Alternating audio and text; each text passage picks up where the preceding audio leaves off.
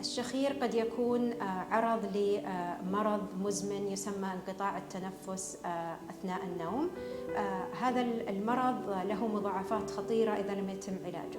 الشخير هو أحد أعراضه، لكن أعراضه الأخرى قد يكون عدم الحصول على جودة كافية للنوم، أو النعاس أثناء النوم، الاستيقاظ بصداع وتعب.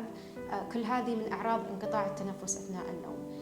له علاجات مختلفة، منها الهواء، دفع الهواء خلال مجرى التنفس باستخدام جهاز عبارة عن ماسك يوضع على الأنف أو الأنف والفم.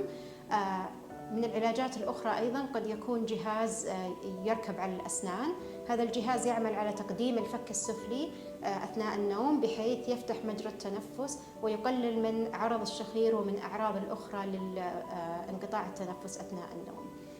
استشير طبيبك، يتم تشخيص هذا المرض من خلال الطبيب المتخصص بأمراض النوم، ومن ثم يتم تحديد العلاج المناسب للشخير.